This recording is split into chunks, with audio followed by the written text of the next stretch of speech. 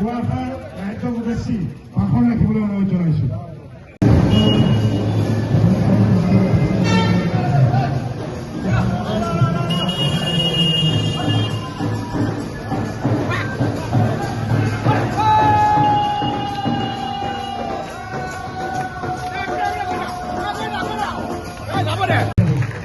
আৰু আমি আশা ৰাখিছোঁ যে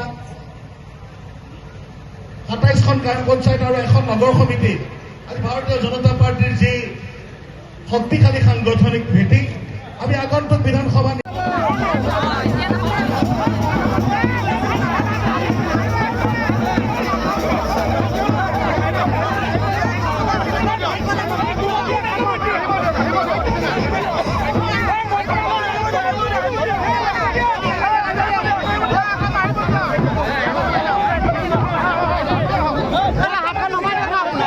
আজি মই অত্যন্ত সৌভাগ্য অনুভৱ কৰিছো।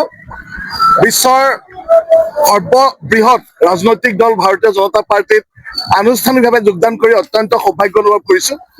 আগন্তুক সময়ত অসমৰ সৰ্বকালৰ দূৰদৰ্শী মাননীয় মুখ্যমন্ত্ৰী ডক্টৰ হিমন্ত বিশ্ব শৰ্মা ডাঙৰীয়াৰ নেতৃত্বত অসম মাতৃ হৈ ভাৰত মাতাৰ হৈ যাতে ৰাষ্ট্ৰৰ হৈ আমি আত্মনিয়োগ কৰি আমি যাতে শ্ৰদ্ধাভক্তি সহকাৰে যাতে কাম কৰিব পাৰোঁ তাৰ কাৰণে ওলাই আহিছো। দলে সিদ্ধান্ত গ্ৰহণ কৰিব, নিশ্চিতভাৱে দলে এটা ভাল সিদ্ধান্ত ল'ব বুলি মোৰ বিশ্বাস। মোৰ বিশ্বাস দলে এটা ভাল সিদ্ধান্ত গ্ৰহণ কৰিব। আজি দলীয় সভাপতি আপোনাক এনেদৰে অত্যন্ত অভিভূত হৈছো।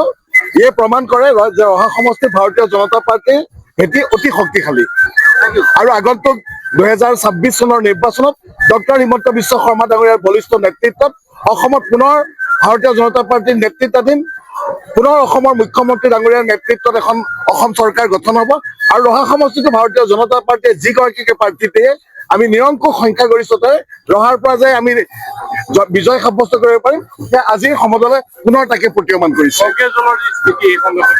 কংগ্ৰেছ দল চাওক, এতিয়া কংগ্ৰেছ দল মিতিৰ কুটুম ভাই নিজৰ পৰিয়ালৰ মাজত এতিয়া সীমাবদ্ধ হৈ গৈছে। তেওঁলোকক এই সময়ত মই সমালোচনা কৰিব নোখোজো, কিন্তু যিটো দেখা গৈছে গণতন্ত্ৰ ৰাজনীতিত বিৰোধী এটা শক্তিশালী ভূমিকা থাকিব লাগে।